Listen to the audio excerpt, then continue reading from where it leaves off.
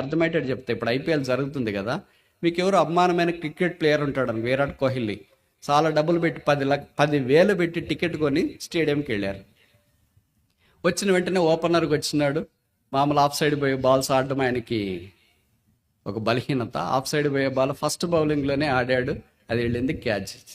ఇప్పుడు నువ్వు అభిమానం ఏమనుకుంటా, 10,000 పెట్టి వచ్చినాను రా, వాడిది ఫస్ట్ బాల్కే ఉంటాయి, నేను ఇంకెళ్ళిపోతా, వెళ్ళొద్దులేరా, 10,000 పెట్టేసి వచ్చిన, కొద్దిసేపు చివరిదాకా ఇంకేం చూస్తారు, వాని కొరికే నేను వచ్చిన, వాడు ఆడతాడని వచ్చిన, ఆడలేదు, ఫస్ట్ బాల్కే అవుట్ అయిపోయాడు. ఇంకా మిగతా వాళ్ళంతా ఆడతారు కదా, గెలుస్తారు కదా టీం, నాకు మిగతా వాళ్ళతో సంబంధం లేదు, టీం గెలుస్తుందే ఓడుతుందే నాకు సంబంధం లేదు, నేను అభిమానించే హీరో వాడు అవుట్ అయిపోయాడు, అందుకే నేను వెళ్ళిపోతున్నా. ఇదే దేవుడు భగత్ సింగ్ గారి ద్వారా పల్లవరపు కొండల్లో తనతో పాటు కొంతమంది కలిసి ప్రార్థన చేసినప్పుడు, ఆ రాత్రి అంతా చేసిన ప్రార్థనను దేవుడు జ్ఞాపం చేసుకొని ఉదయకాలమున నీతి సూర్యుడు ఆయన వారి మీద ప్రకాశిస్తూ దైవ దర్శనం, పరలోక దర్శనాన్ని వారికి అనుగ్రహించినాడు. దేవుడు ఏ ప్రకారం అయితే ఆయనకు నియమించినాడో, చెప్పాడో, మాట వాక్యం ద్వారా తెలియజేశాడు, అలాగే కొత్త నిబంధనలో బైబిల్కి సమీపంగా ఉన్న ఈ దర్శనాన్ని దేవుడు భగత్ సింగ్ గారి ద్వారా భూమి మీద మనకు తీసుకురావటానికి మన తరానికి ఇచ్చిన భాగ్యం అంటే తప్పంటారా? ఆ కాలమున సియోన్లో నుండి ధర్మశాస్త్రము, యెరూషలేములో నుండి యెహోవాకు బయలువెడును. జనులు గుంపులు గుంపులుగా వచ్చి యాకోబు దేవుని మందిరమునకు, యెహోవా పర్వతమునకు మనం వెళుదము రండి, ఆయన తన మార్గం విషయమై మనకు బోధించును, మనం ఆయన త్రోవల్లో నడతము అని చెప్పుకుందరు. మధ్య భాగము, యాకోబు దేవుని మందిరమునకు మనము వెళ్ళుదము రండి. మొదటిది, ఈ యెషయా గ్రంథాన్ని మినీ బైబిల్ అంటారు. అంటే బైబిల్లోనే ఒక చిన్న బైబిల్గా మనకు కనిపిస్తుంది. ఎందుకు అలాగంటారంటే, బైబిల్లో 66 పుస్తకాలు ఉన్నాయి కదా, యెషయా గ్రంథంలో కూడా 66 అధ్యాయాలు మనకు కనిపిస్తాయి. ఒక్కొక్క అధ్యాయము బైబిల్లోని ఒక్కొక్క పుస్తకానికి స్నాప్షాట్, అంటే సారం, తాత్పర్యం, పరిచయం. ఉదాహరణకి యెషయా గ్రంథం మొదటి అధ్యాయం బైబిల్లోని మొదటి పుస్తకమైన ఆది కాండానికి పోలిక. ఆది కాండంలో ఏముంది? మనిషిని యొక్క పాపం. దేవుడు పాపముతో ఉన్న మానవుని కొరకై ఏర్పాటు చేసిన బలి, పాపక్షమాపణ. మొదటి అధ్యాయం యెషయా గ్రంథం కూడా అదే కదా. పాపిష్టి జనమా, దోషభరితమైన పిల్లలారా, చెడుపు చేయవారులారా, ఎద్దు తన కాపర్ని ఎరుగును, గాడిద తన మందల్ని ఎరుగును, దొడ్డిని ఎరుగును, అయితే నా ప్రజలు తిరుగుబాటు చేసి ఉన్నారు, అందుకనే కమ్ లెట్స్ రీజన్ టుగెదర్, రండి మన వివాదము తీర్చుకుందాం. మీ పాపంలో రక్తం వలె ఎర్రనివైనను, హిమం వలె తెల్లవగును, కెంపు వలె ఎర్రనివైనను, గొర్రెబొచ్చు వలె తెల్లనివగును. కనుక రక్షణకు పరాకాష్ట ఆది కాండం. అదే యెషయా గ్రంథం మొదటి అధ్యాయంలో జ్ఞాపకం చేయబడుతుంది. యెషయా గ్రంథం 2వ అధ్యాయము బైబిల్లోని 2వ పుస్తకమైన నిర్గమకాండానికి పోలిక. నిర్గమకాండంలో ఏముంది సారం? 25వ అధ్యాయం 8వ వచనం, నేను వారి మధ్య నివసించినట్లు వారు నాకు ఒక పరిశుద్ధ స్థలమును నిర్మించవలెను. దేవుని మందిరం పరిశుద్ధ స్థలం. ఇప్పుడు 2వ అధ్యాయం 3వ వచనం, మన అంశం అదే కదా, యాకోబు దేవుని మందిరమునకు వెళ్ళుదామ రండి. కనుక నిర్గమకాండం అంతా మనము చదవటానికి ప్రయత్నం చేసినప్పుడు అర్థం కాకపోతే యెషయా 2వ గ్రంథం చదివితే మనకి స్నాప్షాట్ ఏంటో తెలుస్తుంది. అలాగ ప్రతి అధ్యాయము బైబిల్లోని ఒక పుస్తకానికి పోలిక. ఇప్పుడు 66వ అధ్యాయం దగ్గరికి వస్తే 66వ అధ్యాయం ఆఖరి పుస్తకం బైబిల్లోని ప్రకటన గ్రంథానికి పోలిక. నూతన ఆకాశం, నూతన భూమి. ప్రకటన గ్రంథములో కూడా 21వ అధ్యాయం 22 అధ్యాయాల్లో ఆ నూతన ఆకాశము, నూతన భూమి అనేవి మనకు కనిపిస్తున్నాయన్న సంగతి మనకు పరిచయం. రెండవది, ఇట్స్ ఏ మ్యాజెస్టిక్ బుక్, ప్రభావం కలిగిన పుస్తకం. ఎంత ప్రభావం అంటే బైబిల్లో దాదాపు 3,000 పైచిలకు ప్రశ్నలు ఉన్నాయి. దాంట్లో కొత్త నిబంధనలో 1,010 ప్రశ్నలు ఉన్నాయి. మిగతా 2,000 పైచిలకు ప్రశ్నలు పాత నిబంధనలో ఉన్నాయి. ప్రశ్నలు అన్నిటికంటే ఏ పుస్తకంలో ఎక్కువ రాయబడ్డాయంటే యోబు గ్రంథం. ఆ తర్వాత ఎక్కువగా ప్రశ్నలు యెషయా గ్రంథంలో మనకు కనిపిస్తాయి. మీరు అనుమతిస్తే యెషయా గ్రంథంలో ఏ అధ్యాయంలో ఎక్కువ ప్రశ్నలు రాయబడ్డాయి తెలుసా? 40వ అధ్యాయం. 24 ప్రశ్నలు రాసినారు. కనీసం 24 questions in a single chapter. బహుశా నాకు తెలిసి బైబిల్ ఏ పుస్తకంలో కూడా ఒక అధ్యాయంలో 24 ప్రశ్నలు లేవంటే తప్పు కాదేమో. యోబు తర్వాత అక్కడ రాసిన ప్రశ్నలు ఏంటంటే, నన్ను పోలిన వాడెవడు, నాకు సమడైన వాడెవడు, జేనితో ఆకాశం కొలదూచువాడు, పర్వతాలని త్రాసులో తూచువాడు, నీ వంటి వాడెవడు, నీకు సాటైన వాడెవడు, నీకు పోలిన వాడెవడు, నిన్ను సమముగా చేయగలిగిన వాడెవడు. అందుకే ఈ బైబిల్లోన యెహోవాను నేనే, యెహోవాను నేనే, యెహోవాను నేనే, యెహోవాను నేనే, I am the lord, I am the lord, I am the lord, I am the lord, I am the lord. What a Majestic book it is. ఎంత ప్రభావం కలిగిన పుస్తకమో ఇది మనకు జ్ఞాపకం చేస్తుంది. మూడవది, ఇట్స్ ఎ మిస్టీరియస్ బుక్. మర్మముతో కూడిన పుస్తకం. బైబిల్లోని చాలా మర్మాలు ఇక్కడ పరిశుద్ధాత్మ దేవుడు మన కొరకే గ్రంథస్థం చేసాడంటే తప్పు కాదేమో. దాంట్లో యేసుక్రీస్తు ప్రభువారి భూమి మీదకి రాబోతున్నాడని 7:14లోను 9:6 యెషయా గ్రంథంలోను ప్రవచనాత్మకమైన సందేశం వాడబడుతూ వచ్చింది. ఆ తర్వాత యేసు ప్రభు యొక్క జీవితాన్ని అందంగా పరిశుద్ధాత్మ దేవుడు తీర్చిదిద్దిన తీరు యెషయా గ్రంథంలో అసమానం. ఆ తర్వాత 4వది మనం చూస్తే ఇట్స్ ఎ మిషనరీ బుక్. ఇది పరిచర్యను కూడా మనకు జ్ఞాపకం చేస్తుంది. అందుకే యెషయా గ్రంథంలో ఇదిగో నేను ఆదుకొను నా సేవకుడు. ఆ తర్వాత కొన్ని అధ్యాయాల్లో ప్రభు ఆత్మ నా మీద ఉన్నది, బీదలకు సువార్త ప్రకటించడానికి నేను పంపించబడితిని, బంధించబడిన వారిని విడిపించడానికి, ప్రభు హితవత్సరం ప్రకటించడానికి. అంటే దైవ సువార్త పరిచర్య ఎలాగ చేయాలనే సంగతి కూడా ఇక్కడ మనకు జ్ఞాపకం చేయబడుతుందన్న సంగతి మనకు పరిచయం. మీకు తెలుసో తెలియదు, ఇప్పుడు కొన్ని విషయాలు చెప్పడానికి ప్రయత్నం చేస్తా. కొత్త నిబంధనల్లో పాత నిబంధనలోని ఎక్కువ సైట్ చేసిన రెఫరెన్స్ ఏ పుస్తకంలో తెలుసా? యెషయా గ్రంథం. 85 రెఫరెన్స్లు యెషయా గ్రంథంలోవి కొత్త నిబంధనలు రాశారు. మీరు ఆశ్చర్యపడతారు ఈ విషయం నేను చెప్తే. కొత్త నిబంధన తెరిచిన వెంటనే మొదటి పుస్తకం మత్తయి సువార్త మొదటి పేజీ మొదటి అధ్యాయంలో 23వ వచనంలో మొట్టమొదట పరిశుద్ధాత్మ దేవుడు మత్తయి ద్వారా యెషయా గ్రంథాన్ని మనకు పరిచయం చేస్తున్నాడు ప్రవచనాత్మకంగా. ఏలైనగా కన్యక గర్భం ధరించి కుమారుని కన్ను, ఆయనకి ఇమ్మానుయేల్ అని పేరు పెట్టుదురు. అంటే కొత్త నిబంధనలో మొదట సైట్ చేసిన ప్రవచనం యెషయా గ్రంథంలోనే, అలాగే ఆఖరిగా సైట్ చేసిన వచనం కూడా యెషయా గ్రంథంలోనే. 21వ అధ్యాయంలో మనం చూస్తాం కదా, అంతటా నేను చూడగా నూతన ఆకాశము నూతన భూమి. ఆ కారణాన యెషయా గ్రంథము మనకు మిషనరీ పరిసర ధర్మాన్ని జ్ఞాపకం చేస్తుంది. ఇంతదాకా 4 విషయాలు యెషయా గ్రంథం అసమానమని చెప్పడానికి ఆరంభించున్నాం. మొదటిది, ఇట్స్ ఎ మినీ బైబిల్. బైబిల్లో ఒక చిన్న బైబిల్ అని పరిచయం చేయబడింది. రెండవది, ఇట్స్ ఎ మ్యాజెస్టిక్ బుక్. ప్రభావం కలిగింది. యేసుక్రీస్తు ప్రభువు లేదా యెహోవా గొప్పవాడని తెలియజేసేది. మూడవది, ఇట్స్ ఎ మిస్టీరియస్ బుక్.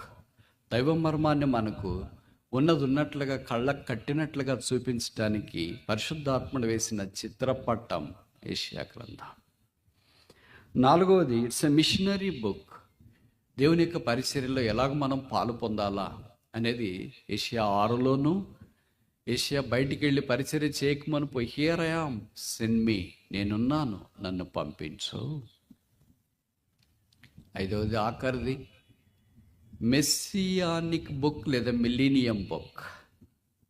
1000 ఏండ్ల పరిపాలన ఎలాగుంటుంది, ఆ పరిపాలనలో ఏం జరుగుతుంది అన్న సంగతులు యెషయా గ్రంథంలో చాలా వివరంగా వ్రాయబడ్డాయన్న సంగతి మనకు పరిచయం. కనీసం ఈ 5 కారణాలను బట్టి యెషయా గ్రంథం అసమానమైనదని బైబిల్ పండితుల అభిప్రాయం. ఈ యెషయా గ్రంథము ప్రవచనాలను మనకు జ్ఞాపకం చేస్తుందన్న సంగతి నేను ఇంతకుముందే మీకు చెప్తూ వచ్చిన. ఇప్పుడు ప్రశ్న ఏంటంటే, యెషయా గ్రంథంలో ఎన్ని ప్రవచనాలు ఉన్నాయి? జవాబు ఏంటంటే, దాదాపు 80 ప్రవచనాలు ఉన్నాయి. There are at least 80 prophecies. మొదటి ప్రవచనం ఏంటి అంటే మొదటి అధ్యాయంలో ఉంది. రెండో ప్రవచనం ఏంటంటే రెండవ అధ్యాయంలో ఉంది. సమయార్థవాటను బట్టి ఇప్పుడు అన్నీ చూపించట్లేదు. ఇప్పుడు మనకి ఇవ్వబడిన థీమ్, ఎందుకు ఇవన్నీ చెప్తున్నానని మీరు అనుకుంటారేమో. ఎట్లయినా మనం కలుస్తాం. నది నాం సాగరో గతి. ఎక్కడ ఆరంభించినా ఆ థీమ్ దగ్గరికే వస్తాం. మనకి ఇవ్వబడిన థీము యెషయా గ్రంథంలో దాదాపు 80 ప్రవచనాల్లో ఇది 3వ ప్రవచనం. ఇప్పుడు జరిగేది కాదు. అంటే దీని అర్థం ఏంటంటే ఇప్పుడు జరగకూడదని కూడా కాదు. కానీ ఈ ప్రవచనం యొక్క సంపూర్ణత ఆ కాలమందు. ఏ కాలం అది? బహుశా 1000 ఏండ్ల పరిపాలన బైబిల్ పండితుల అభిప్రాయం. ఆ 1000 ఏండ్ల పరిపాలనలో మనమందరం ఇలాగే ఉండాలని దేవుని యొక్క కోరిక. ఆహా, దేవుని బుద్ధి జ్ఞాన బాహుళ్యములు ఎంత గొప్పది! ఇక్కడ 70 ఏళ్ళు 80 ఏళ్ళు బతకటానికి ఇంత ఆవరావరంటూ బావరు జీవిస్తుంటామే. మరి 1000 ఏండ్ల రాజ్యం కొరకు ఇంకెంత ప్రయాసపడాలా? విషాదం ఏంటంటే కనీసం అలాంటి 1000 ఏండ్ల పరిపాలనలో మనం ఉండబోతున్నాము, దాని కొరకు సిద్ధపడాలనే అవగాహన కూడా లేకపోవడం. ఇలాంటి ప్రత్యేక కూడికల ద్వారా పరిశుద్ధాత్మ దేవుడు మనల్ని ప్రోత్సహించి బలపరిచి మన కొరకై సిద్ధపరచబడిన ఆ రాజ్యంలో ఆ దైవ మందిరాన్ని మనం సందర్శించి ఆ దేవునితో సదాకాలం ఉండాలనే దేవుని యొక్క అభిలాష. మీరు అనుమతిస్తే ఆ 1000 ఏండ్ల పరిపాలన కొరకై కొన్ని ముందుగా పరిశుద్ధాత్మ దేవుడు ఛాయగా చెప్పిన కొన్ని మందిరాలు లేదా కొన్ని దేవుని ఇళ్ళు మీ గమనానికి నేను తీసుకురావాలని కోరుతున్నాను. అవన్నీ పరిచయమైనవే, మరలా జ్ఞాపకం చేయడానికి ఇది ఒక చిరు ప్రయత్నం. అలాంటి కనీసము 5 మనం చూడవచ్చు. మొదటిది మనందరికీ పరిచయమైన మాట నిర్గమకాండం 25వ అధ్యాయము. Exodus chapter 25 verse 8. నిర్గమకాండం 28వ అధ్యాయము 5వ వచనం. నిర్గమకాండం 25వ అధ్యాయము 8వ వచనం. నేను వారిలో నివసించినట్లు వారు నాకు పరిశుద్ధ స్థలమును నిర్మింపవలెను. ఎలాగ నిర్మించాలా? మనకు నచ్చినట్లు కాదు, మనకి ఇష్టమైనట్లు కాదు. ఎలాగంటే 9వ వచనంలో రాయబడింది, నేను నీకు కనపరచు విధముగా మందిరం యొక్క ఆరూపమును దాని ఉపకరణములన్నింటినీ రూపములన్నింటినీ నిర్మించవలెను. నేను నీకు కనపరచున్నట్లుగా. ప్యాటర్న్డ్ హోమ్, దేవుని మత్సు ప్రకారం నిర్మాణం జరగాలి. చాలాసార్లు ఏమనుకుంటామంటే మనకి ఏది నచ్చితే అదే దేవుని చిత్తం అనుకుంటాం. ఇది చాలా తప్పు. మనకు నచ్చింది ఎప్పుడు దేవుని చిత్తం ఉండదు, దేవుని చిత్తం మనకు నచ్చదు. ఏ మాటలు అర్థమవుతున్నాయి అనుకుంటాం మీకు? మనం ఏమనుకుంటే అదే దేవుని చిత్తం అనుకుంటాం, అది తప్పు. దేవుని చిత్తం సాధారణంగా మనకు నచ్చదు. మనకు నచ్చిందంటే బహుశా దేవుని చిత్తం కాదేమో. ఇక్కడ దేవుడు మోషేకు అపరిమితమైన జ్ఞానం ఇచ్చినాడు. మీకు తెలుసు కదా, దానియేలులో పాత నిబంధనలో కొంతమంది జ్ఞానులు ఉన్నారు. అలాంటి వాళ్ళు మోషే కూడా అగ్రగణ్యుడు అంటే తప్పు కాదేమో. దివ్య సుందరుడు గర్లను సిగ్గుపరచడానికి బేస్ నీచులైన వారిని ఎన్నిక చేసుకున్నాడు. ఆహా, దేవుని బుద్ధి జ్ఞాన బాహుళ్యములు ఎంత దొడ్డవి! కొత్త నిబంధనకు వచ్చేటప్పటికే దేవుని యొక్క ఎన్నిక, ప్రణాళిక, ఏర్పాటు, దయాపూర్వకమైన సంకల్పం పూర్తిగా మార్చబడింది. ఒక్క యేసుక్రీస్తు ప్రభు యొక్క శిలువ రక్తమును బట్టి పాపాత్ముడైన మానవుడు కడిగి పరిశుద్ధపరచబడి దేవుని రాజ్యంలో ప్రవేశించటానికి కరుణా సంపన్నుడైన దేవుడు ఏర్పాటు చేసిన తీరు అమోఘ. ఇది మానవ ఊహకు జ్ఞానమునకు మించిన సంగతి. పాత నిబంధనలో దేవుడు మోషేని ఏర్పాటు చేసుకుని ఆయన దివ్య సుందరుడైన, ఆత్మీయుడైన, ఆధ్యాత్మికతలో నిష్ఠాగరిష్ఠుడైన, జ్ఞానములో తెలివిలో అన్నిట్లో ముందున్న వాడైనా దేవుడు ఆయనకి చెప్పాడు, నేను నీకు చూపించు. నీకు చాలా తెలుసులే మోషే, నీకు ఎట్లా నచ్చితే అట్లా చేసేయని దేవుడు చెప్పలే. నీకు చెప్పడం ఎందుకులే, నీకు అన్ని బాగా పరిచయం కదా, కనుక బాగా ఉండేటట్టు చేసేయని దేవుడు చెప్పలేదు. నేను నీకు చూపించు మచ్చుకు చొప్పున. దీన్ని హెబ్రీ పత్రికల అపోస్తలుడైన పౌలు రాస్తాడు, కొండ మీద నీకు కనపడిన మాదిరి చొప్పున చేయుటకు జాగ్రత్త పడుము. ఇదే దేవుడు భక్సింగ్ గారి ద్వారా పల్లవరపు కొండల్లో తనతో పాటు కొంతమంది కలిసి ప్రార్థన చేసినప్పుడు ఆ రాత్రి అంతా చేసిన ప్రార్థనను దేవుడు జ్ఞాపం చేసుకొని ఉదయకాలమున నీతి సూర్యుడు ఆయన వారి మీద ప్రకాశిస్తూ దైవ దర్శనం, పరలోక దర్శనాన్ని వారికి అనుగ్రహించినాడు. దేవుడు ఏ ప్రకారం అయితే ఆయనకు నియమించినాడో, చెప్పాడో, మాట వాక్యము ద్వారా తెలియజేశాడు, అలాగే కొత్త నిబంధనలో బైబిల్కి సమీపంగా ఉన్న ఈ దర్శనాన్ని దేవుడు భక్సింగ్ గారి ద్వారా భూమి మీద మనకు తీసుకురావటానికి, మన తరానికి ఇచ్చిన భాగ్యం అంటే తప్పంటారా? మోషే ప్రత్యక్ష గుడారాన్ని మనం చూడలేదు, కానీ యేసుక్రీస్తు ప్రభు యొక్క శరీరమైన ఈ సంఘాన్ని భూమి మీద ఎలాగుంటుందో చూడటానికి దేవుడు తన దాసుడైన భక్సింగ్ గారిని వాడుకుంటూ వచ్చినాడు. అందుకే అగ్రిప్పరాజా, ఆకాశము నుండి కలిగిన దర్శనానికి నేను అవధేయుడను కాదు, ఈ దర్శనం పుస్తకాల్లో నుండి వచ్చింది కాదు, ఈ దర్శనం మానవ మేధస్సులో నుండి వచ్చింది కాదు, ఈ దర్శనం కొంతమంది కలిసి మాట్లాడుకున్నది కాదు, ఈ దర్శనం యూట్యూబ్ లో చూసింది కాదు, ఈ దర్శనం కలలో వచ్చింది కాదు, ఇది ఆకాశం నుండి దిగి వచ్చిన దర్శనం. దేవుని జనమా, ఎప్పుడైనా ఇలాంటి దివ్య దర్శనంలో దేవుడు మనల్ని ఉంచినాడని ఆయన స్తుతిస్తూ ఈ దర్శనంలో నేను సాగిపోవాలని కోరుకుంటూ తీర్మానం చేస్తూ ఆ దర్శనంలోనే ముందుకెళ్ళటానికి తెంపు చేసినట్లు నీకు గుర్తుందా?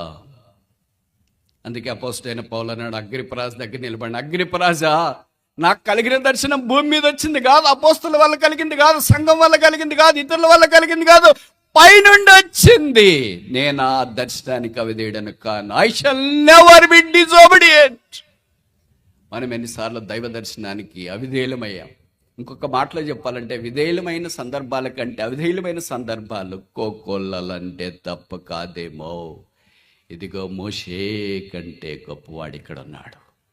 ఆయన పేరే యేసుక్రీస్తు ప్రభు. ఆయన దినాన దైవ మందిరాన్ని నిర్మిస్తుండగా ఆయనతో కలిసి ఆకాశం నుండి కలిగిన ఈ దర్శనాన్ని గట్టిగా చేతపట్టుకొని ప్రయాసపడాలని ప్రభు కోరుతున్నాడు. మన జవాబేంటి? ప్యాట్రన్ హోమ్, మచ్చుకు చొప్పున కట్టబడిన ఇల్లు. రెండోది చూస్తామా? రాజుల మొదటి గ్రంథం 9వ అధ్యాయం మొదటి వచనం. 1 King chapter 9 verse 1. రాజుల మొదటి గ్రంథం 9వ అధ్యాయం మొదటి వచనం. 1 King chapter 9 verse 1.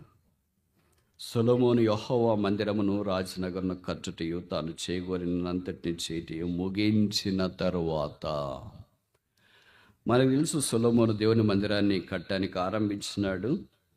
6వ అధ్యాయం నుండి ఆ మందిరాన్ని కట్టడానికి ఆరంభించిన సంగతులు చెప్పబడుతూ వచ్చినాయి. 8వ అధ్యాయంలో మందిర ప్రతిష్ఠ కార్యక్రమం చేసినాడు. అప్పుడు సొలొమోను వయసు ఎంత చెప్పనా?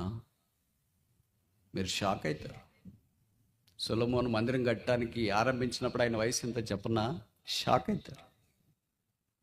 18 ఏళ్ళ లోపు ఆయన మందిరం కట్టడానికి ఆరంభించింది. 7 ఏళ్ళు మందిరం కట్టాడు. 18, 7 కలుపుకోండి, ఎంత అవుతాయి?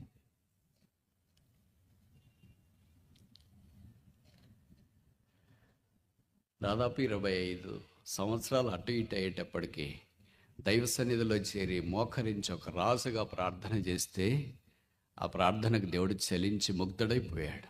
అందుకే సొలొమోను అన్నాడు, I have hallowed this house, my heart and my mind shall be there perpetually. ఈ మందిరాన్ని నేను పరిశుద్ధపరిచి ఉన్నాను. నా కనుదృష్టి, నా మనస్సు నిత్యము, ప్రత్యేకుడికిలప్పుడు మాత్రమే కాదు, కరువులో మాత్రమే కాదు, శ్రమలో మాత్రమే కాదు, ఇబ్బందుల్లో మాత్రమే కాదు, విజయములోను అపజయములోను కృంగదల్లోను అన్ని వేళలా నా కనుదృష్టి ఈ మందిరం మీద ఉంచుదను. 20 సంవత్సరాల పై లోపట ఉన్న ఓ వ్యక్తి దేవుని యొక్క ఏర్పాటును అనుసరించి కట్టిన ఆ మందిరాన్ని విషయమై దేవుడు జ్ఞాపకం చేసుకొని ఆ మందిరాన్ని ప్రతిష్ఠించి పరిశుద్ధపరిచిన సంగతి మనకు తెలుసు. మన సంగతి ఏంటి? ఇదిగో సొలొమోను కంటే గొప్పవాడిక్కడ ఉన్నాడో. సొలొమోను జ్ఞానము పరిమితమైంది. 40 ఏళ్లే పరిపాలించి ఆ తర్వాత ఈ లోకాన్ని విడిచినాడు. సొలొమోను కంటే గొప్పవాడు నిత్యము పరిపాలిస్తూ ఉన్నాడు. ఆయనతో కలిసి దైవ కార్యక్రమంలో మనం సాగిపోవాలని దేవుని యొక్క ఉద్దేశం. సొలొమోను చేసిన ప్రార్థనలు కొన్ని బైబిల్లో గ్రంథస్థం చేయబడ్డాయి. ఒకటి షార్టెస్ట్ ప్రేయర్, చిన్న ప్రార్థన. రెండోది లాంగెస్ట్ ప్రేయర్, పెద్ద ప్రార్థన. చిన్న ప్రార్థన ఎట్లా చేయాలో రాజుల మొదటి గ్రంథం 3వ అధ్యాయంలో రాశారు. పెద్ద ప్రార్థన ఎట్లా చేయాలో రాజుల మొదటి గ్రంథం 8వ అధ్యాయంలో రాశారు. బహుశా ఇవన్నీ మనం చదువుకుంటే ఎలాగ ప్రార్థన చేయాలో మనకు తెలుస్తుంది. 20 ఏళ్ళు పైబడిన వ్యక్తిని ఎవరైనా మందిరం ప్రతిష్ఠించేటప్పుడు ప్రార్థన చేయడానికి అనుమతిస్తారండి? నా దేవుని మందిరం. ఎవరికి అలాంటి కృప అనుగ్రహిస్తాడు? ఎవరి పెదవులు అయితే తాకబడతాయో, ఎవరికి అలాంటి కృప ఇస్తాడు? ఎవరైతే బలిపీఠం దగ్గర ఉంటారో ఎవరికి అలాంటి కృప అనుగ్రహిస్తాడు? ఎవరైతే శరాబులు ఎగిరి వచ్చి వారి పెదవులు కాల్చడానికి సమ్మతిస్తారో అలాంటి వారికి దేవుడు ఇలాంటి కృప అనుగ్రహిస్తాడంటే తప్పంటారా? మన సంగతి ఏంటి మరి? మనం ఎక్కడ నిలబడ్డాం? యెషయా బలిపీఠం ఎదుట నిలబడ్డాడు. మన బలిపీఠం సిలువను జ్ఞాపకం చేస్తుంది కొత్త నిబంధనలో. మనం నిలబడిన సిఫర్ మన దగ్గరే ఉంటాడంటే తప్ప కాదేమో. ఇలాంటి మనము దేవునితో కలిసి యెషయా వలె ప్రవచనాత్మకమైన దైవ మందిర నిర్మాణంలో పాలు పొందే భాగ్యంలో నీకు తీసుకురాబడితే ఎంత కుమిలిపోతూ మూలుగుతూ ఉంది దినాన క్రైస్తవ లోక. సాతానుడు కేకలేస్తున్నాడు, మూలిగేటట్లు చేసా వీళ్ళని, ఉపయోగం లేకుండా చేసా వీళ్ళని, నిరుత్సాహపడేటట్లు చేసా వీళ్ళని, ఏం లాభం లేకుండా చేశాను వీళ్ళని అని సాతాను సంతోషపడుతుంటే ప్రభు ముఖము చాటు పెట్టుకొని ఏడుస్తూ ఉన్నాడు. అయ్యో, నా రక్తం ఇచ్చి వారిని కొన్నాను, నా స్వకీయ సాంపద్యము, నా జనము, నా ప్రజలు, నా సంఘము, వారు కట్టబడాలని నేను ఇష్టపడ్డాను. అయితే కట్టబడకుండా నష్టపోయారు, బాధలో ఉన్నారు, అవమానాల్లో ఉన్నారు, అప్పుల్లో ఉన్నారు, పేదరికంలో ఉన్నారు. ఈ లోకం మట్టికే బతకాలని అనుకుంటున్నారు. లోకం మట్టికే బతకాలనుకుంటే మనకంటే దౌర్భాగ్యులు భూమి మీద ఇంకెవ్వరు ఉండరు.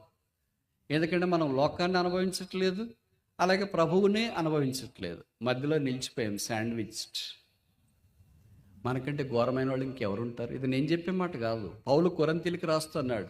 మీరు లోకం మట్టికే బ్రతకాలని కోరితే మంచిదే, కానీ మీరు లోకం కొరకు బతకట్లేదు, క్రీస్తు కొరకు బతకట్లేదు. ఎంత దౌర్భాగ్యులు!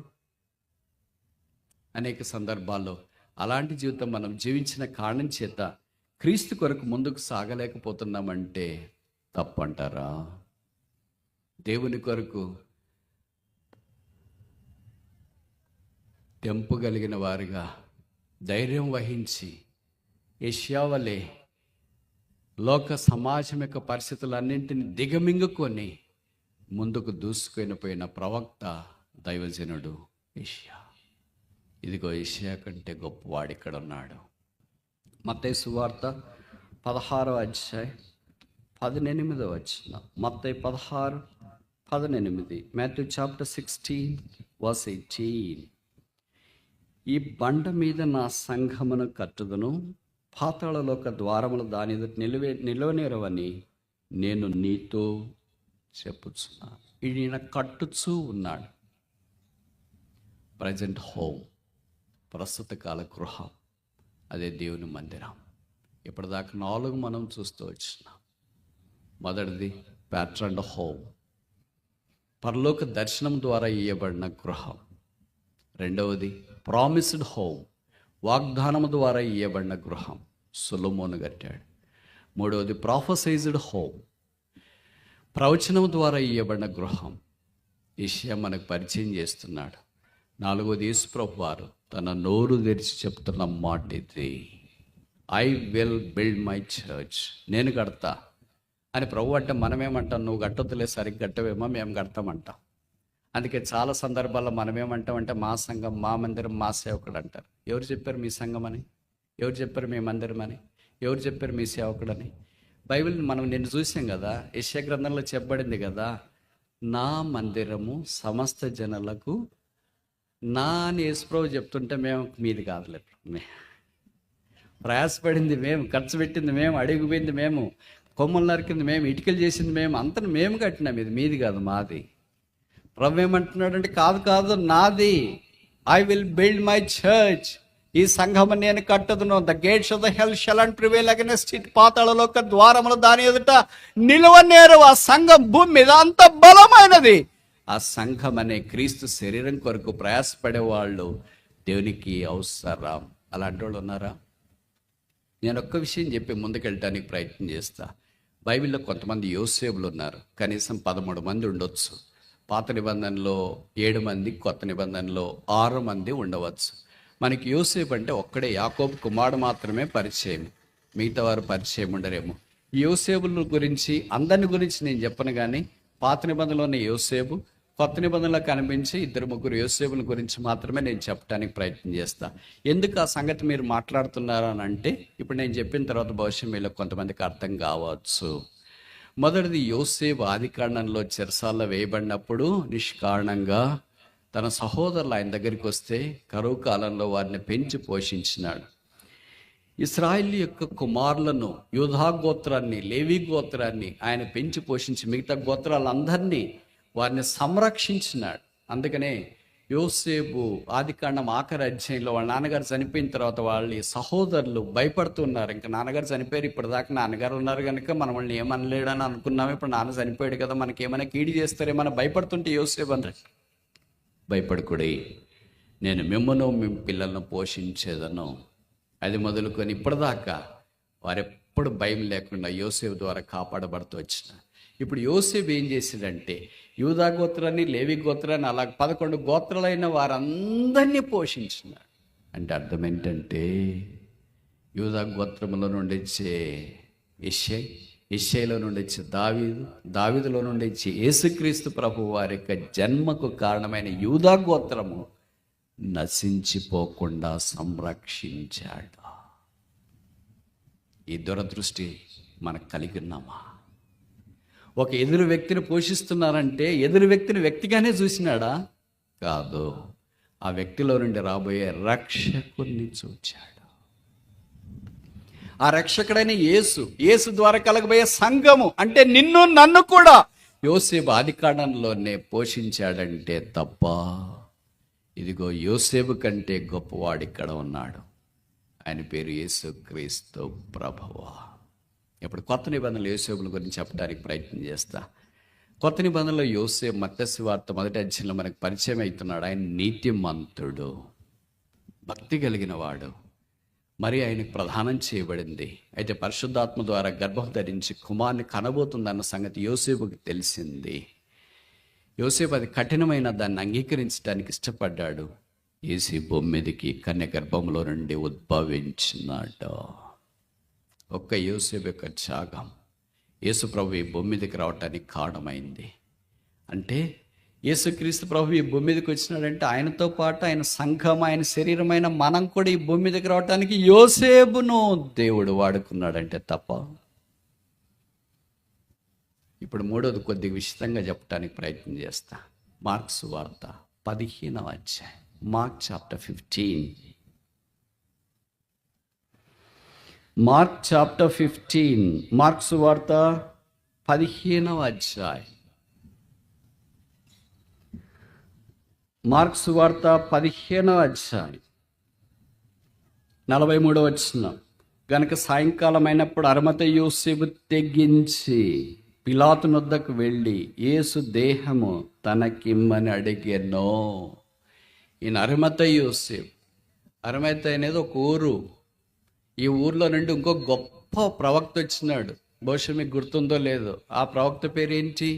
సమూయేలు మొదటి గ్రంథం 1వ అధ్యాయంలో మనం చూస్తే ఆ ప్రవక్తే సమూయేలు అని మనకు తెలుసు. చూడండి, చిన్న ఊర్లో నుండే 2 గొప్ప వ్యక్తులు దేవుడు తీసుకుని వచ్చినాడు. పాత నిబంధనలో సమూయేలు అనే ప్రవక్త వచ్చినాడు. దాని మొదలుకొని బెర్షెబా దాకా ఆయన నోటి నుండి బయటకు వచ్చిన ఏ ప్రవచనం కూడా దేవుడు నిరక్తకం చేయలేదని వాక్యంలో రాయబడుతూ వచ్చింది. 2 రాజులను అభిషేకించడానికి దేవుడు సామర్థ్యం కలిగించినాడు.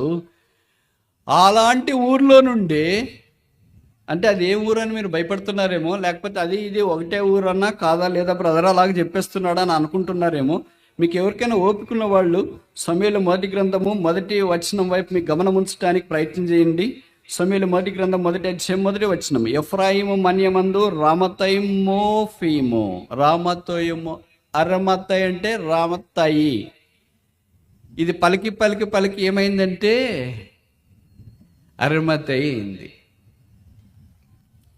కనుక అరిమతయిలో నుండి, అరిమతయి అనేది ఊరు పేరు, ఆ ఊరి పేరుతోన్న యోసేపును మనకు పరిచయం చేస్తున్నాడు పరిశుద్ధాత్మ దేవుడు. ఈయన సన్హెద్రిన మహాసభలో ఒక మెంబరు, 70 మందిలో ఈయన కూడా ఒకడు. అంటే కౌన్సిల్ మెంబర్స్ లో చాలా పవర్ఫుల్ వాడు, ధనవంతులైన వాడు, యేసుప్రభుకి శిష్యుడైన వాడు, తెగింపు కలిగిన వాడు. ఎందుకు తెగించాలనంటే ఆ దినాన్ని యేసుప్రభు వారిని నేరస్తుడిగా పరిగణించి సిలువ వేశారు కదా.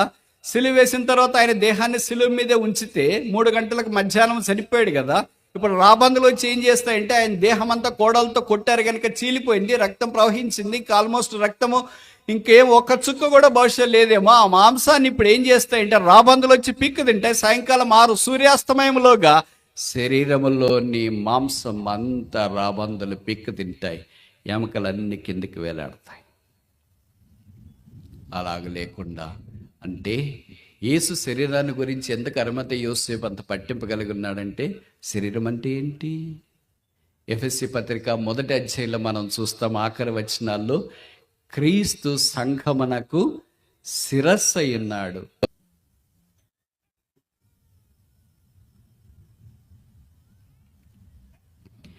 The church is the body of Christ. సంఘము యేసు ప్రభు యొక్క శరీరం.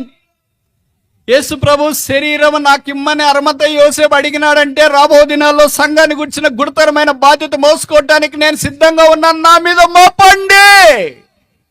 ఏమయ్యారు మిగతా వాళ్ళంతా? Where are the 9? 10 మంది కుష్ఠరోగులు వచ్చినారు, శుద్ధులైనారు. 9 మంది ఎక్కడికి వెళ్ళారు? నికోదేము ఎక్కడికి వెళ్ళాడు? ఆయనకి యేసుప్రభు వారికి మీకు తెలుసు కదా, 4 బ్రదర్స్ తమ్ముళ్ళు ఉన్నారు, 2 చెల్లెళ్ళు కనీసం ఉంటారు. 6 మంది ఎక్కడికి వెళ్ళారు? ఆయన ద్వారా మేలు పొందిన వారు దాదాపు 5,000 మంది, రొట్టెలు చేపలు తిన్నవారు ఎక్కడికి వెళ్ళారు? ఒక వ్యక్తి ద్వారా మనం మేలు పొందిన తర్వాత ఆ వ్యక్తి బాగున్నప్పుడు మనం దర్శించకపోయినా పట్టించకపోయినా పర్వాలేదు, కానీ ఆ వ్యక్తి లోకాన్ని విడిచిపోయినప్పుడు ఆయన పార్థవ దేహం దగ్గరికి వెళ్ళి ఆయనకి చివరిసారిగా శ్రద్ధాంజలి ఘటించడం మానవత్వం. విచిత్రం ఏంటంటే ఈ దినాల్లో మానవత్వం కూడా లోపించిన క్రైస్తవులు కోకొల్లాల్లో 33.5 సంవత్సరాలు యేసు ప్రభుతో పాటు వాళ్ళు తిరిగారు, కానీ వారు యేసు ప్రభు యొక్క సమాధి దగ్గరికి వచ్చి భూస్థాపన కార్యక్రమంలో పాలు పొందినట్లు వాక్యంలో మనం చూడము. ఒకే ఒక్కడు తెగించినాడు. ఎవరో తెగిస్తారులే అనుకోలేదు. ఈ తెగింపు అనేది రాయలసీమ మాట, మీకు తెలుసు అనుకుంటా. అంటే పౌరుషం, పరిశుద్ధాత్మ దేవుని ద్వారా కలిగేది ఇది. ఎందుకు తెగించాలంటే పిలాతు దగ్గరికి వెళ్ళి ఆ శరీరాన్ని అడిగితే ఒకవేళ పిలాతు 2 చేయొచ్చు. శరీరము ఇప్పుడు బైబిల్ రాసినట్ల సరే తీసుకెళ్ళని ఇవ్వచ్చు, లేకపోతే శరీరాన్ని ఇవ్వకుండా ఈ అరిమతయి యోసేపును కూడా ఉద్యోగం కౌన్సిల్లో నుండి తీసేయచ్చు. ఆయనకు కూడా సిలువ వేయటానికి మరణానికి అప్పగించవచ్చు. పిలాతు రోమా అధికారి, గవర్నర్. ఒక గవర్నర్ ఏంటండి ఎవరికి తీర్పు తీర్చినాడు? రాజులకు రాజు. యేసుకు తీర్పు తీర్చినాడు. గవర్నర్ ఎక్కువ, రాజులకు రాజు ఎక్కువ. Who is high? ప్రోటోకాల్ ప్రకారం ఎవరు ఎక్కువ? రాజు ఎక్కువ. ఆ రాజును పట్టుకొని యేసును పట్టుకొని పిలాతు ఇలాగ ప్రశ్నిస్తాడు, ఆర్ దౌ కింగ్ ఆఫ్ జ్యూస్? యూదుల రాజు నీవేనా? ఒక రాజును గవర్నర్ ప్రశ్నించడం సామాన్యమా? కానీ అన్యాయపు తీర్పు యేసుక్రీస్తు ప్రభు వారు పొంది సిలువలో చనిపోయిన తర్వాత అరిమతయి యోసేపు అప్పటిదాకా ఎక్కడున్నాడో మనకు తెలియదు, కానీ ఆయన శిష్యుడని బైబిల్లో రాస్తూ వచ్చినారు. శిష్యుడు అంటే ఎవరైతే శిష్యత్వములోనికి వచ్చినారో వారు శిష్యులు. డిసిప్లైన్లోకి వచ్చిన వాళ్ళు డిసైపుల్స్. డిసిప్లైన్ లేకుండా ఇన్డిసిప్లైన్ డిసైపుల్స్ ఉండరు. ఇంకోసారి చెప్పనా, ఇన్డిసిప్లైన్ డిసైపుల్స్ ఉండరు. Disciples are disciplined people. అంటే శిష్యులు అంటే క్రమశిక్షణలోనికి వచ్చిన వారు.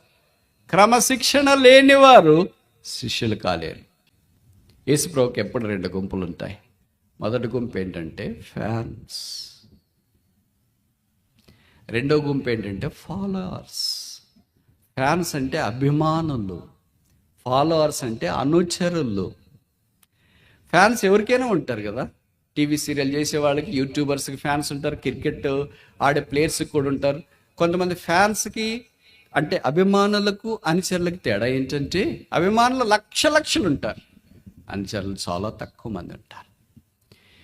అభిమానులు ఏం చేస్తారంటే, యేసు ప్రభు చాలా మంచివాడంటే, బాగా చెప్తాడంట, మనం వెళదామని గుంపలు గుంపలుగా వచ్చినారు, ఆయన వాక్యం విన్నారు, రొట్టెలు అదేంటి చేపలు ఇస్తే తినేసారు, వెళ్ళిపోయారు. వాళ్ళంతా ఎవరంటే అభిమానులు.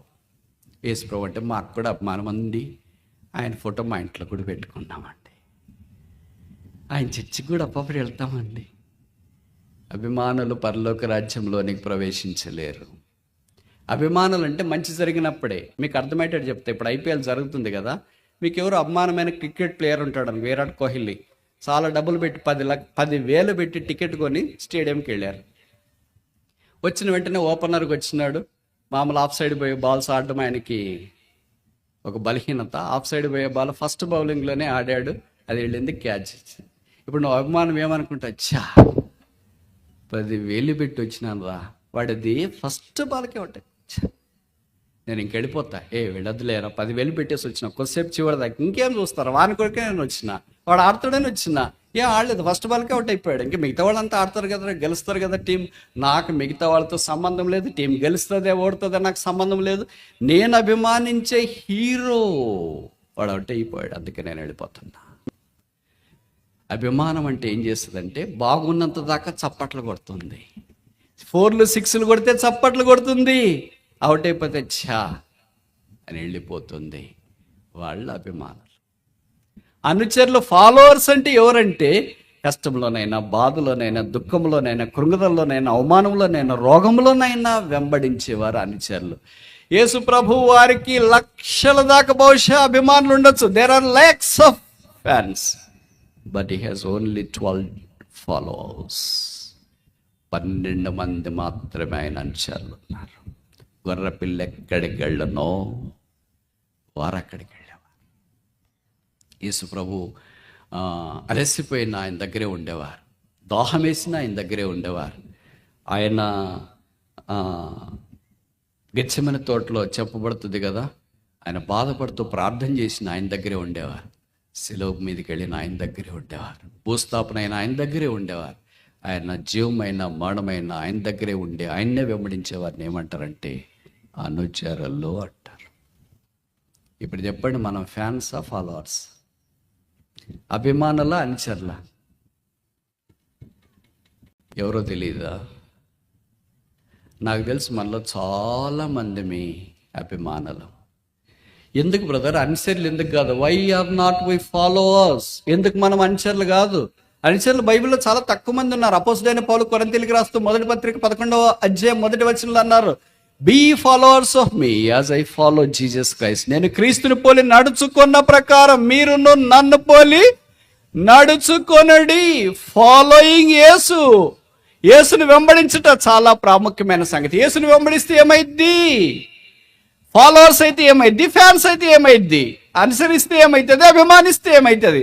అభిమానిస్తే ఫోటో పెట్టుకుంటా, అవమానిస్తే బైబిల్ పెట్టుకుంటా, అవమానిస్తే యేసుప్రభు వలె ఉండాలనుకుంటా, అభిమానిస్తే మంచి బోధలు చేసాడండి అంటావు, అభిమానిస్తే చేపలు రొట్టెలు ఫుల్గా పెట్టేసాడండి అంటావు, అభిమానిస్తే దయాలు కొట్టాడు, రోగాలు బాగా చేశాడు, మేము ఎన్నో కష్టాల్లో ఉన్నామండి, యేసుప్రభు చాలా బాగా చేసాడండి అంటారు. అభిమానం ఇది, ఫ్యానిజం.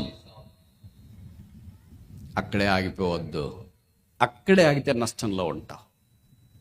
ఇప్పుడు ఫాలోవర్స్ దగ్గరికి వస్తే, గొర్రెపిల్ల ఎక్కడికి వెళితే అక్కడికి వెళ్తా ఉంటే ఏం జరుగుతుందో తెలుసా? ఆశ్చర్యకరంగా జరుగుతుంది. ఇన్ని లక్షల మంది ఫ్యాన్స్ ఉంటే వాళ్ళు తినేసి వాళ్ళ దాన్ని వెళ్ళిపోయారు, రోగాలు బాగా అయిపోయి వాళ్ళ దాన్ని వాళ్ళు వెళ్ళిపోయారు, వారు క్షేమాభివృద్ధి పొందుతూ వారి స్థలాల్లో వాళ్ళు ఉండిపోయారు. అయితే ఫాలోవర్స్ 12 మంది ఆయనతో పాటు ఉన్నారు. ఇప్పుడేం జరిగిందంటే నేను చెప్తా, ఆలకించండి.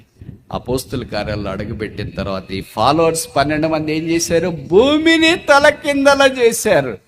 లక్షల కొలదున్న ఫ్యాన్స్ వాళ్ళే తలకిందలైపోయారు. కానీ 12 మంది ఫాలోవర్స్, 12 మంది యేసును వెంబడించిన వారు భూమిని తలకిందలు చేసే విద్యలేని పామర్లు. ఇది మనకి ఇది సవాల్.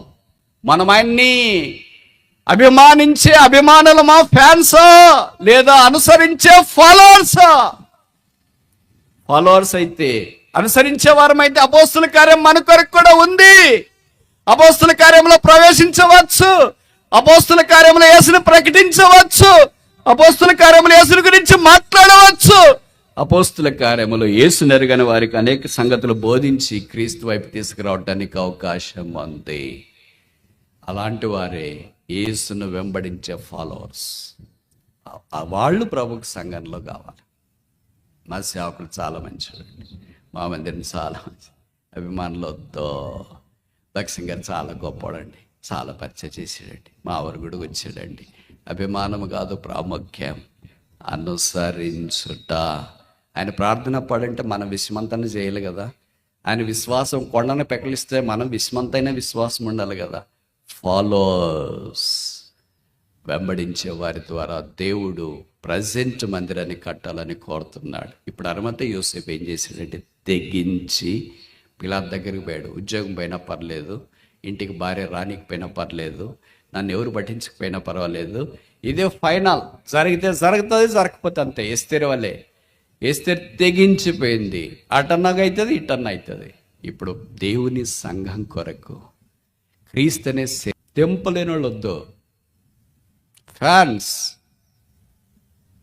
అవసరమా? తెగించాలంటే దేనికి తెగించాలా? ఆ దేహం యొక్క గాయాలు కనబడకుండా సన్నని నారతో తయారు చేయబడిన వస్త్రముతో దాన్ని కప్పే విశ్వాసులు, సేవకులు, బోధకులు, కాపర్లు కావాలా. నా ప్రభు దేహానికి కలిగిన గాయాలు ఎవరు చూడకూడదు. సంసారము రట్టు చేసుకోకూడదు. గుట్టుగా పెట్టుకోవాలా సంఘాన్ని, గుట్టుగా పెట్టుకోవాలా సంఘాన్ని, భద్రంగా కాపాడుకోవాలా సంఘానికి. బట్ట చుట్టాలా, ఇది తెల్లగా కనిపించాలా. లోపల ఇన్ని గాయాలున్న పైనుండి కింద దాకా 40 దెబ్బలు, దాదాపు 30 కోడ దెబ్బలు కొట్టిన రక్తసిక్తమైన దేహం ఉంది. ఆ దేహం అంతటిని వస్త్రముతో చుట్టగలిగిన అరిమతయి యోసేపులు ఇక్కడ లేరా? విషాదం ఏంటంటే ఆ దేహాన్ని రాబందులకు అప్పగించే వాళ్ళు ఉన్నారు. ఏవైనా కానీ సంఘము నాకేం పర్వాలేదు, ఫుల్గా తింటున్నాం, దండికి నిద్రపోతున్నాం, పొలాలకు వెళ్తున్నాం, వ్యాపారాలు చేస్తున్నాం, పరిచయం చేస్తున్నాం, ఉద్యోగాలు చేసుకుంటున్నాం, ఎవరి పనులు వాళ్ళు చేసుకుంటున్నాం. ప్రభువా రానాయనా వస్తాడా? సంఘమని ఆయన దేహాన్ని గురించి పట్టింపు లేకుండా ఎంతకాలం బతుకుతాం? కాకి వలె కలకాలం బతకడం కంటే పావురం వలె కొద్ది కాలం బతకడం మేలు కాదా? సౌలు వలె 40 ఏళ్ళు బతకడం కంటే దావీదు వలె యవనస్తుడిగా ఉండడం మేలు కాదా? కయ్యూను వలె దేశదిమ్మరై తిరుగుట కంటే హెబెలు వలె హతసాక్షి ఉండడం మేలు కాదా? దేవుని పరిచర్యను మానేసి వెళ్ళిన దెమోత్రేకు వలె ఉండట కంటే దేవుని పరిచర్యలో ముందుకు సాగిపోయిన తిమోతి వలె ఉండటం మేలు కాదా? దైవ కార్యానికి దూరంగా వెంబడిస్తున్న గొప్ప జన సమూహం వలె ఉండట కంటే యేసు యొక్క శిలువ దగ్గర ఉన్న మరియా సలోమి వలె ఉండటం మేలు కాదా? యేసు దేహానికి దెబ్బలు కొట్టిన రోమా సైనికుల వలె ఉండట కంటే యేసు దేహం నాకు కావాలని తెగించే అరిమతయి యోసేపు వలె ఉండడం మేలు కాదా? దేవుని జనమా, ఎవరి కొరికి బ్రతుకు, ఎవరి కొరికి దినాలు, ఎవరి కొరికి ఆయుష్, ఎవరి కొరికి పరిచర్య, ఎవరి కొరికి సేవ, ఎవరి కొరికి సంఘము, ఎవరి కొరకు తెగించి అరిమతయి యోసేపులుంటే యేసు దేహం ఇవ్వబడుతుంది. బైబిల్లో రాయబడింది, యేసు దేహం దానికి ఇచ్చిన తర్వాత దాన్ని శుభ్రం చేసి. మన పరిస్థితులు ఎలాగున్నాయి, మన ఆత్మీయత ఎలాగుంది? సంతోషంగా ఉండే దగ్గరికి చాలా వెళ్తూ ఉంటా, దుఃఖంతో కృంగిపోయి, జడిసిపోయి, డస్సిపోయి, సోలిపోయి, సొమ్మసిల్లిపోయిన ఒక మానవ జాతిని గురించి పట్టించుకోవటానికి ఇష్టపడట్లేదు. అరిమతయి యోసేపు దైవ నిర్ణయం కలిగిన వాడై ఉండి ఆ దేహాన్ని తీసుకొని దాన్ని శుభ్రం చేశాడు, దానికి బట్ట చుట్టాడు. ఎవరు చూడకూడదు, నా సంఘం పలికినంత ఎవరు చూడకూడదు. ఎవరికైనా అలాగ అనిపిస్తుందా? ఇంకా మనం ఏం చేస్తాం? యూట్యూబ్లో పెట్టినా చూడండి అందరూ యేసు దేహాన్ని. ఇప్పుడు మీ భర్త దేహాన్ని, మీ భార్య దేహాన్ని ఎవరికైనా చూడడం మీకు ఇష్టమా? చనిపోయిన తర్వాత అయినా. నేను ఇంత మొరటుగా ఎందుకు చెప్తున్నానంటే అర్థమవుతుందేమో అని. అందుకే ఆ దేహం కనబడకుండా, గాయాలు కనపడకుండా, దెబ్బలు కనపడకుండా దాని చుట్టూ తెల్లని వస్త్రం అంటే పరిశుద్ధత. ఇది దైవ సంఘం పరిశుద్ధంగా ఉంది, దేవుని సేవకులు పరిశుద్ధంగా ఉన్నారు, విశ్వాసులు పరిశుద్ధంగా ఉన్నారు, గొర్రెలు పరిశుద్ధంగా ఉన్నాయి. దైవ నిర్ణయం ప్రకారం పిలువబడిన సంఘం పరిశుద్ధంగా ఉంది అని చూపించడానికి అరమత యోసేపు ముందుకు వచ్చినాడు. మామూలుగా మనకి ఎవరైనా బాగా పరిచయమైన వాళ్ళు చనిపోతే వాళ్ళ సమాధి కార్యక్రమానికి మనం వెళుతూ ఉంటాం. కానీ అప్పుడే మనకి ఎవరు చెప్తారంటే, మేము సమాధి దగ్గరికి వెళ్ళేసినాం, అప్పుడు ఆయన సమాధి చేశారు, ఇప్పుడు ఎదురొస్తున్నారా మీరు? ఇంకా మీరు ఇప్పుడు దాకా సమాధి తోటకి వెళ్ళే లోపల చాలా టైం అయిపోతుంది, ఇంకేమొస్తారులే వెళదామంటే వాళ్ళు ఏం చెప్తారు తెలుసా? ఇంత దూరం వచ్చినాం, పోయి 3 దోసుళ్ళు మన్ను ఇచ్చేసి శ్రద్ధాంజలి ఘటించేసి వస్తాం. లోకరక్షకుడి భూమి మీద చనిపోతే ఆయనకి 3 దోసుళ్ళు మన్ను ఇచ్చే రొట్టెలు తిన్నవారు, చేపలు తిన్నవారు, రోగం బాగైన వారు, దయ్యాలు బాగైన వారు, ఆయన ద్వారా మేలు పొందిన వారు లేరంటే తప్పంటారా? ఇప్పుడు ఏమైందంటే చెప్పదలుచుకున్న సంగతి, ఆయన దేహము దిక్కులేనిదైంది. This is the story and the tragedy of the church today. ఇది నాన్న సంఘం యొక్క స్థితి. అదే ఆయన దేహం మాకు ఇవ్వండి, మేము చూసుకుంటాం, మేము భద్రంగా కాపాడుకుంటాం, మేము గాయాలు కడతాం, మేము గాయాలని కనబడకుండా చేస్తాం అనే మనుషులు కరవయ్యారు. అయితే ఒకే ఒక్కడు ముందుకు వచ్చినాడు. ఇప్పుడు ముందుకెళ్ళక మనం సంగతి ఏంటంటే, అలాంటి తెంపు కలిగిన అరమత యోసేబులు ఇక్కడున్నారా? తెల్లబట్ట చుడతా, గాయాలు కనబడకుండా చేస్తా, భద్రంగా కాపాడుతా, నేను ఆ దేహాన్ని ఎవరికి నష్ట విధమైన విధానంలో కనబడకుండా చేయడానికి సిద్ధంగా ఉన్నాను. ఇదిగో మా స్థానిక సంఘంలో అరమత యోసేపు నేనే తెగించా. ఉద్యోగం పోయినా, కుటుంబం లేకపోయినా, పరిస్థితులు ప్రతికూలంగా ఉన్నా, పంటలు పండకపోయినా, సాలలో పశువులు లేకపోయినా, తోటలు పండకపోయినా, మిర్చికి రేటు రాకపోయినా, పొగాకు పండకపోయినా, అప్పులు పెరిగిపోతున్నా, వ్యాపారము నష్టం వచ్చినా, ఉద్యోగం రాకపోయినా, పెళ్ళి కాకపోయినా, పిల్లలు కాకపోయినా, చదువులో ఫెయిల్ అయిపోయినా, నేనేమైనా పర్వాలేదు, నేను తెగిస్తా. అలాంటి వాళ్ళు ఇక్కడ ఎవరు లేరా? తెంపు కలిగిన అరమత యోసేపు ఒక్కడుంటే చాలు. మీకు తెలుసో తెలియదో, ఈ అరమత యోసేపుని గురించి 4 సువార్తికులు రాశారు. పేరు రాశారు, మత్తయి రాశాడు, మార్కు రాశాడు, లూకా రాశాడు, యోహాను రాశాడు. పరిశుద్ధాత్మ దేవుడు ఆయన చేసిన ఒక చిన్న కార్యమే అది. కానీ 4 సువార్తికులు రాస్తూ వచ్చినారు.